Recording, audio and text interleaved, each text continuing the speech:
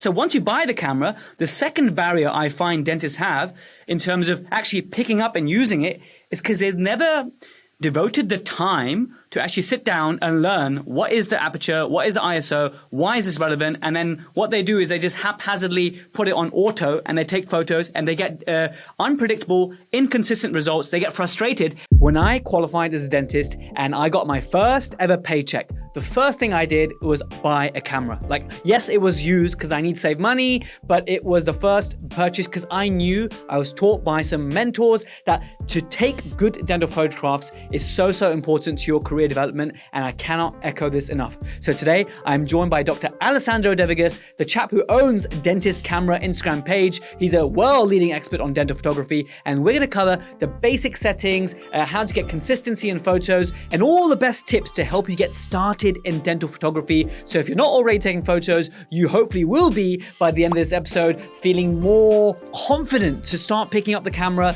and taking more shots and becoming more consistent and a better dental photographer. Again, this is another episode as part of the Back to Basics series of August, and this has been incredibly popular. I've been amazed at the comments. I had one dentist, let's have a look. On one of the previous episodes, I had Brendan Parker comment on the YouTube channel saying, "Hey Jazz, just found this series and love it. I wish I had this 20 years ago." And honestly, I didn't know the impact such a Back to Basics series would have, but it's amazing, and thank you so much for joining me in these episodes. I hope you're finding real value from them. Now, I'm going to give you the Protrusive Dental Pearl. So if you're new to the podcast, I give you a Protrusive Dental Pearl in every main episode, and then we'll join the main interview with Dr. Alessandro De Vigas. So the Protrusive Dental Pearl I have for you is that on the comments below in YouTube or on the website protrusive.co.uk under this episode, I will have you ready to download the AACD Dental Photography Guide. Now, what this is, and I found this really useful back in 2013 when I qualified, the first purchase I made was a camera because I valued how important dental photography was, and to go along with it,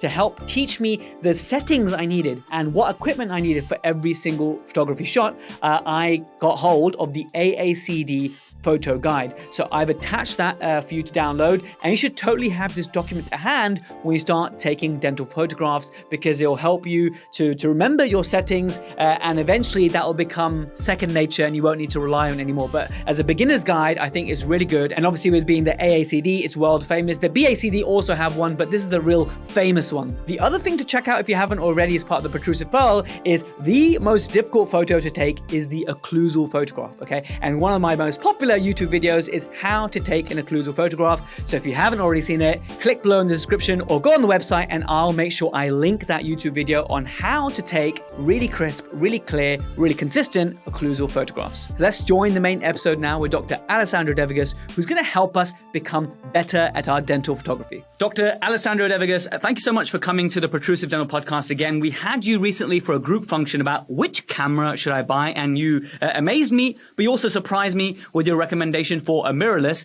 and I'm so excited to have you now for a two-part series. So this episode is about the basics, like getting started with dental photography. It's an episode the Protruserati have been asking for since the inception of this podcast, and I know you will do it justice. How are you doing? Yeah, I'm doing fine. In Switzerland, we are getting better and better. We start with the vaccination. We start to getting let's say, almost normal situation, and hoping to open up restaurants and do more what we used to do in the past. And how is your clinic? Is it full flow, busy again? My dental clinic never really had a breakdown. We had a lockdown where we were forced to close our clinics for two months almost. In the dental work, I don't see any decline in work. So people need, and I tell you, in bad times, people look more after their health, and so healthcare, they don't look after serious diseases. Our son working at Roche, he told me cancer treatments have been postponed. People are not going to the hospital if they feel a little bit of heart problems. But overall, people want to be healthy because then you're ready to face a crisis. This is why maybe the share price of a Peloton, the spin at home has been climbing. So many people are jumping on that, and I agree with you. I think people are looking at how to improve their physical health in whatever way they can. So that's inspiring, I guess. Just so, as a bit of introduction for those people who maybe haven't listened to that episode, the group function that we did, just introduce yourself and why you are so knowledgeable on cameras in relation to dentistry and beyond. Well, my history with dental photography started more than 20 years ago. I was an analog photographer in the early days. And in 1999, so 22 years ago, Nikon introduced their first digital SLR camera. And I was really happy. And it was a coincidence that I got one of the first cameras to try it out in a dental surrounding. It was not easy because everybody was telling me, yeah, it's the same as the analog. Just mount your flash, mount your lens, and instead of having a film, you have a sensor, and everything is the same. But it wasn't. So I was really struggling. I had to learn. I had to do trial and errors. But it was also an interesting time connecting with the Nikon company, talking to the engineers, professors from universities coming to my office. Oh, this guy has something new, a digital camera. And it was exciting because it gave me opportunities to share my knowledge, my passion. I got in touch with the ITI. I was able to really travel around the globe teaching people on how to use a camera. So you were like a pioneer when it came to the use of digital dental photography, it sounds like. Just a bit of historical perspective, how much did you pay for your first camera setup? I think that'd be interesting to know. I had to promise my wife not to buy a digital camera before the price was below 10,000. So I looked already before that. So Kodak, in cooperation with Nikon, came up with a digital camera who was, I don't know, 20, a huge thing, but at 40,000. So my wife told me, no, that's too expensive. This is a gadget that I don't allow you to buy. So, and then in 1999, the Nikon came up with this camera at 9,999 Swiss francs. And this was it. So this was the time to start and explore this exciting new technology. I think the number one objection or the reason why the newly qualified dentist or will not buy the camera initially is because of the expense. They can't justify it yet. And what happens, I believe, is that they don't buy it for after year one. They don't buy it after year two. And then they're not taking photos, not used to it. And then to learn that skill is too much out of their comfort zone. So many dentists will go throughout, unfortunately, a large proportion of their career without taking dental photography. And I do think maybe it starts with this mindset that the camera is too expensive. But when you put that into perspective like you have, today's cameras are super affordable and super good. Absolutely. But still, I don't know why the first question or one of the first questions I always get asked, what's the price? And if you say, well, today I can tell you, you can have a decent dental photography setup for 1,500. So with a camera, a good macro lens and a flash. But if you go into high end, then you easily spend 4,000, 5,000. And I don't know why dentists always talk too much about money in relation. If you buy a tool and you know that this tool can help you, I would say you have to look on a longer term than just saying, okay, I don't want to spend. It's interesting. Dentists buy things that are less than 1,500 on an emotional way. So if a nice looking girl comes into the office and says, hey, doctor, I have some nice gadgets for you. And the doctor asks the girl, how much is it? Yeah, it's 1,400. And then doctor says, okay, I buy it. If the price is 5,000, even if it's a nice and convincing girl or a convincing nice young man, then you say, oh, I have to think about. So there's a barrier, and especially I think not only in dentistry, where you say yes to something, and where you say, oh, I have to think about, which is basically no. It's like maybe. The maybe that in some cases is a no, in other cases is a yes. But again, coming back to this, it's worth to invest money into a photographic equipment because it's the other side of how to look at your patients. So we have X-ray to look inside our patients and photography to look from the outside. And diagnostics is so important. And it's not only because of smile design and all these digital gadgets around. It's looking at your patients, see what changes, and this extraoral documentation, I think, is crucial. You don't have to do it with every patient. You don't have to take. People ask me, "Hey, how many pictures are you taking?" I don't take pictures all the time. The most important thing is, and we can jump into some important tips and tricks already. The most important thing is every picture you didn't take is a missed one. That's number one. So what I recommend is, at least if a new patient comes into your office, you don't even need to do a full status, but maybe let the patient open the mouth, do an overview, then you see the gingivitis, or you see the status of the patient when he first stepped into your clinic. And these are very useful information also in the documentation, in the motivation of the patient, and maybe 1 month later, the patient comes with a broken tooth. So you have the initial situation still there. So what we used to do today is we do a lot of intraoral scans of patients because it's very easy. So we take some, maybe if the patient allows, we do a portrait, relaxed and smiled, then we do 2-3 intraoral, and the rest is done by an intraoral scan. So we have the 3D models and we have everything. So this is also the future for me of the dental photostatus. Excellent. Well, I think the people who listen to this podcast, the Protrusive, they're already converted. Most of them are good dentists who have already got cameras. But this episode is really for those people who are in that maybe category, to just convince them. And maybe if you've recently bought a camera, maybe upon your advice, Alessandro, recently from that previous episode we did, and they're just unhappy with the settings. So once you buy the camera, the second barrier I find dentists have in terms of actually picking up and using it is because they've never devoted the time to actually sit down and learn what is the aperture, what is the ISO, why is this relevant, and then what they do is they just haphazardly put it on auto and they take photos and they get unpredictable, inconsistent results. They get frustrated and then the camera collects dust again. So hopefully with this episode, we can cover some fundamentals of how to get more consistent photography and just the basics of the settings and why. So where should we start with this journey? So the first we have bought the camera, we have the macro lens, we have the flash. Now the setup, I think everybody interested can visit my Instagram account or send me a message, and I can share my one slide with a summary of all the settings. So go for manual and all the settings. It's really easy. It's an easy setup.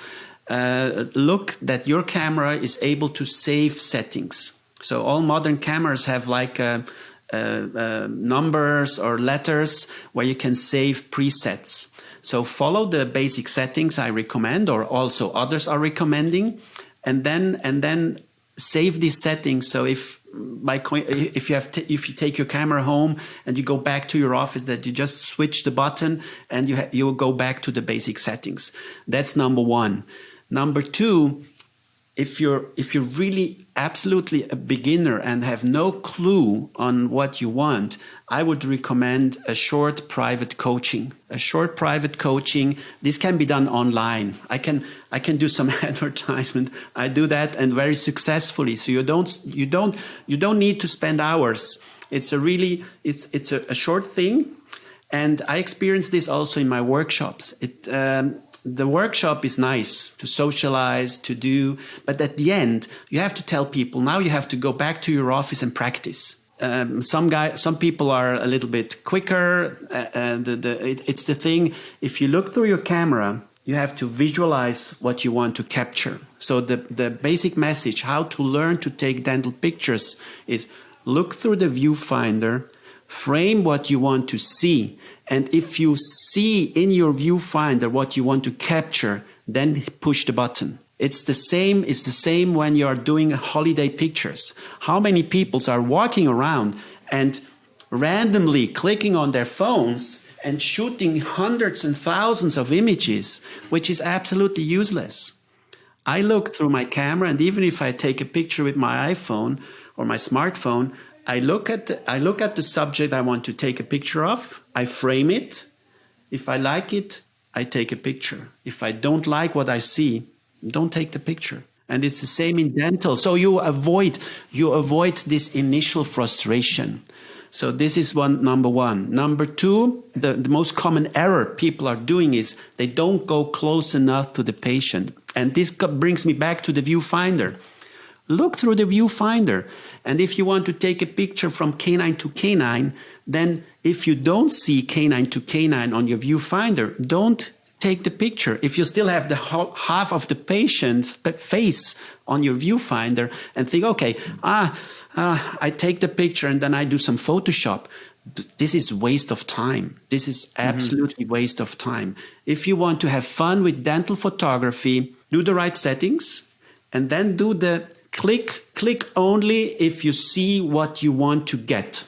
And these are the two key messages. And I can tell you, if you follow these, and no matter if you are trying to take pictures with mirrors or all this, some people say complicated stuff. If you follow these very simple rules, you will see that it's fun and it's easy to learn. But at the end of the day, it's really practice, practice, practice, practice. 100%. I just feel like I'm so much better of a dentist from taking photography and reflecting on my work over time. And that's a given. And also when I bought my first DSLR, I started to actually use it outside of the clinic as well. And I think most dentists who are now comfortable in taking dental photography and doing well with that, they are also exploring the use of the camera outside the clinic. And it almost brings another dimension to your life and a hobby. And I know it affects lots of people. I'm sure you're probably an avid photographer as well.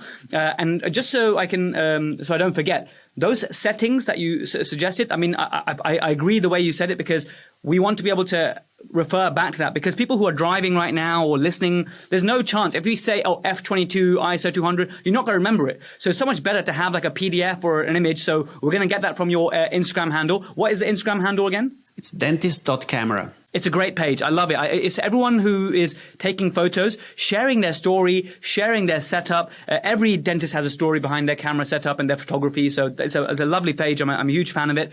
So do check that out, and I'll grab the settings from you as well and put it on the show notes so you can click on to that and then go to Alessandro's page. So you've got the settings. So the first homework you have is to find the settings, okay? The second one is to practice and only take the photo when you are happy with the viewfinder. Now, one thing that we can tackle now, which I think will help dentists who are beginning with photography, is the whole concept, like you said, about not getting close enough to the patient. So I think dentists need to understand that the magnification ratio that you select on your lens, so for example, for a crop sensor, it's 3:1 magnification, which would typically be. So that means that when you want to take consistent photos, you don't mess with the lens anymore. You keep it to one place and you move in and out. And what you find dentists, when they're beginning, is they're doing this. They're doing, you see them do this sort of in and out like a whole meter. But once you practice, you'll just know a tiny bit of adjustment will do. And so can you just explain why they need to do that to get the right photo?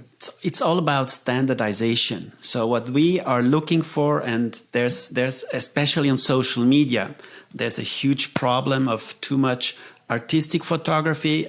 I like artistic photography because it's fun and it's something to share and to enjoy. But this is not the daily work. Daily work is trying to be consistent, to be standardized, to be reproducible. And that's correct what you were saying. All good macro lenses have a magnification ratio on top of them, so you can select already the magnification. So if you want to say, okay, I just want the two centrals, then go to 1:1 and go out the further away you go from the patient. And then again, it's if you have the same patient, it's framing. It's the distance is given by the frame you want to capture. So I have like this include the lips. Just with the retractors in place, I want to see the full mouth. I just want to see canine to canine. I want to go closer to my patient and just go into having one or two teeth on that. And this basically gives you the standard views with the standard magnifications. If you don't change your equipment every other day, so that's why it's important to stay with the same lenses, so fixed lenses, fixed macro lenses, and the camera can be changed over time. That's not an issue. You can also change your light if you want to be more creative. Maybe we can talk about that in the next episode. There are different lighting options, but basically stick with the lens. Which offers a 1-to-1 magnification ratio. So this is also questions I get asked. Why should I buy a macro lens? There are some zoom lenses out there where I can have a macro options, but they don't have this 1-to-1 magnification ratio. So this is one piece. The most important piece of the equipment in dental photography is the macro lens, allowing this reproducibility, quality, and making it easier at the end to get nice pictures. I just thought it was worth mentioning because I have seen some dentists before using their cameras for the first time, and what they're doing is they're standing at a random distance from the patient, and then they're moving their lens to put it in focus. But then the next time you do it, then how will you ensure you are the same distance away? And they never get the standardization, they never get the consistency. So that's just like, for a lot of people that'll sound very obvious, but if you're starting out, I'm sure that might actually help you to realize that actually you need to set your magnification first, then move in and out. That's at the very basics of dental photography. One question I want to ask is, I don't know how to split it in terms of this episode and the next episode, because I really want to just hammer down the basics so everyone's ready for that next episode a month later when we talk about the more, definitely lighting we can talk about next time, because lighting, softer lighting, dual flash, ring flash, we can talk about that. That's a bit more advanced, I think. But any tips that you can give to people in terms of selection of materials. So for example, when you get your camera set up, you also need to then invest in mirrors and retractors. So which retractors and mirrors would you recommend? And my personal favorite, Alessandro, is, and you might disagree with it, and that's fine, they're called the Columbia retractors. So they're the metal ones. I don't like the plastic ones because I find that I can't insert the occlusal mirror in with the plastic ones. There's no space. But I like the ones which is just like the metal wire, and it's like, I think they're called the Columbia ones. I'm happy to put a photo up as I'm saying this at the moment. But which ones have you found work for you and your students? There's a large variety of mirrors and retractors out there. I have posted some tips and tricks on that, and I'm reposting this because this is a question I always or very often get. So basically, I go for these plastic retractors because we use a lot of them. So metal retractors, yes and no. At the end, it's really a personal preference. It's really a personal preference. The most important thing is that you insert them correctly, that the patient is not pulling the retractors back. So to avoid that with the retractors, you even get more lips and cheeks on your image rather than taking them out of your image. With mirrors, I'm a fan of coated mirrors, not metal mirrors. So basically glass mirrors that have a coating from they exist from different companies. So I was with Filtrop, which is a company in close to Switzerland. They're producing mirrors for decades, and they have a mirror system they introduced in the 1970s. This was done by a professor in Basel who was a periodontist, and when he wrote his book, he was looking for good mirrors to do his clinical photography, and these are very old. I have 2 or 3 kits in my office for over 20 years, so they're very resistant. So, but again, in this short time, it's too much information. So I would also here refer to some tips and tricks I have posted on my account. And at the end, it really comes to personal preferences. What I do not recommend is don't go for colored retractors.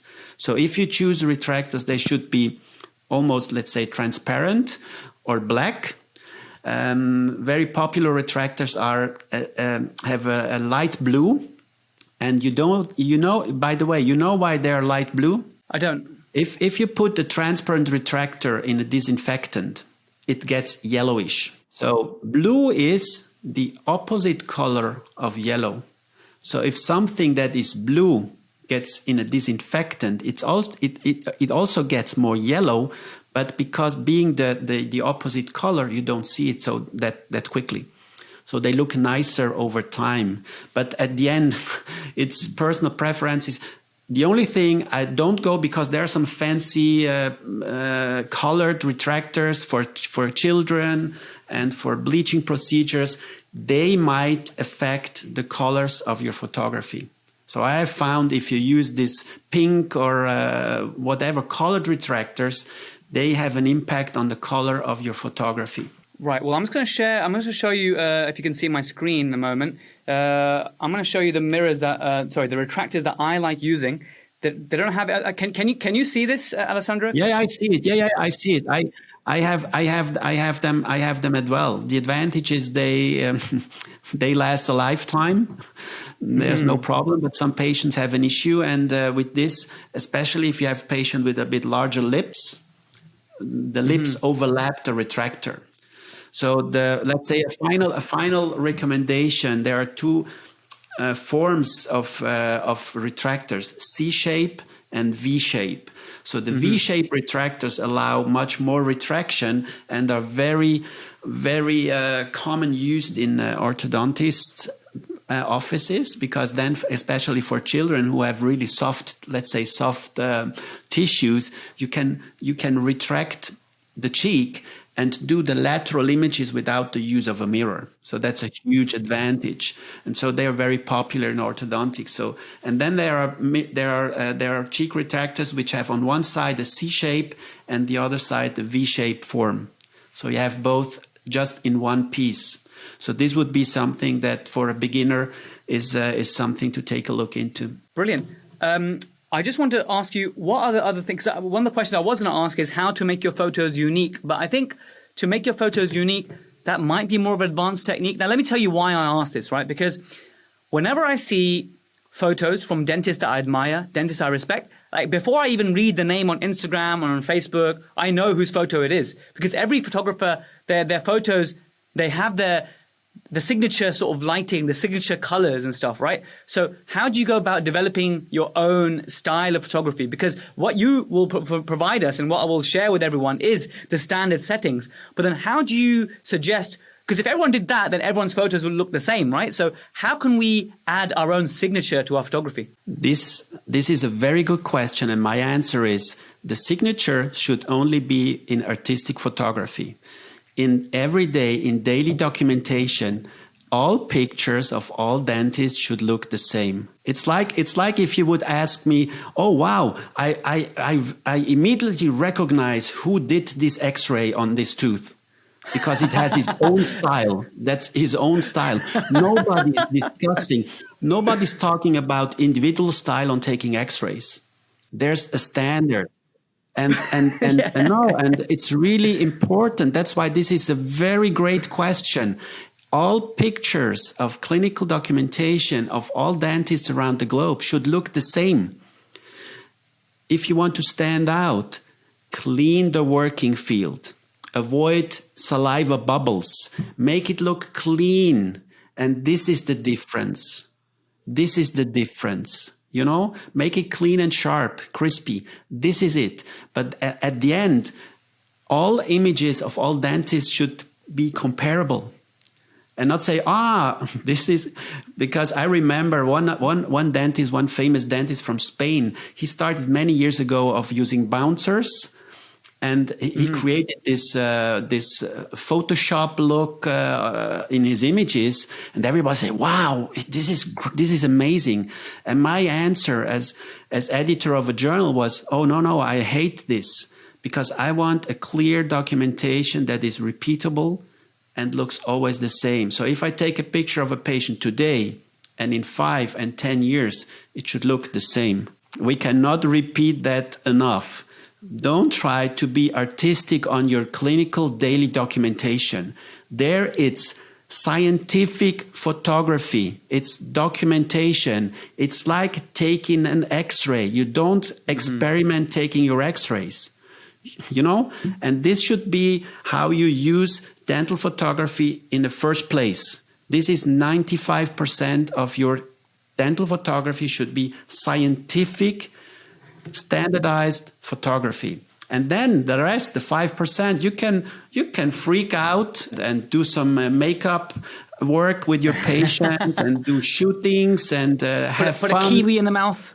Yeah, absolutely. All this stuff. You're free to do whatever you want. You can freak out. But again, try to be consistent, try to be standardized in your documentation, because it's a legal document and it's not fancy fashion photography. I'm so glad I asked that, because I wasn't expecting that, but you're so right. Honestly, I never thought about it that way before, but you're so right, because like you said, when you take a photo from now and 5 years later, you want consistency. But wouldn't it be great as a dental community worldwide, that patient now moves somewhere else to a different country, and that dentist that takes a new photo will also be calibrated with you. And I think that there is a lot of beauty in that. And yes, we can have our fun for the 5%, for the after shots, for the Instagram, for the gram, that kind of stuff. But I like what you said there, and I respect that a lot. Alessandro, my last question before we next time do a more advanced discussion is this. The storage of your photos. Just talk us through the software that you would recommend, the backup procedures that you recommend to actually store and organize your photos. So basically so there are different options. Option one is you have an office administration software where you store your digital x-rays and you store also your digital photographs there.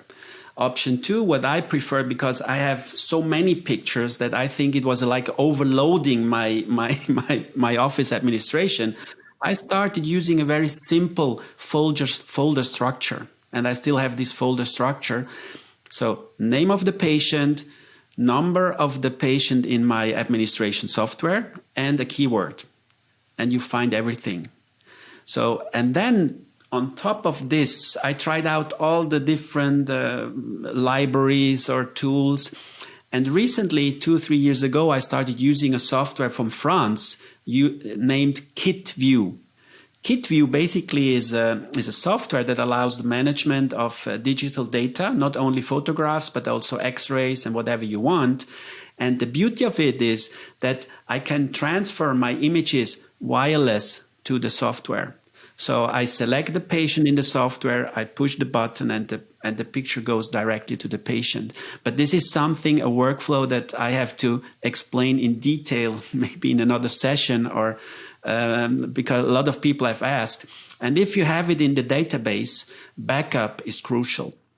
So we are using a network attached storage device, one in my office and one at my home, and all the data is synchronized. So this is in short terms, this is how what my workflow of storage of my dental photography is all about. Brilliant. I think that's going to help some people to give them ideas about how they could be storing it. Alessandro, thanks so much for covering some of the basics. I'm really keen to get out the sort of your recommendation settings, because it'd be so great to have that from you. So I'll reach out. I hope you have a good day at work today, but then we'll catch up and I'll get that out to everyone. And then also just to whet everyone's appetite for the advanced one. And it'll be great to have you on again. Thank you. Stay safe, stay healthy, and don't forget to push the button. So I hope you enjoyed that episode with Dr. Alessandro. Thanks for listening or watching all the way to the end. I hope you found some good nuggets in there so you can get started in taking consistent dental photographs, something which I think has probably been the most important tool in my personal and clinical development as a dentist. If you're listening on your favorite podcast player, do hit that subscribe button. And if you're watching on YouTube, hit that subscribe button. So I'll catch you in the next episode, which is all about treatment planning 101. Back to basics, guys. It's almost finished because August is almost coming to an end, but don't worry, I always have Splintember ready for you. I'll catch you same time, same place next week.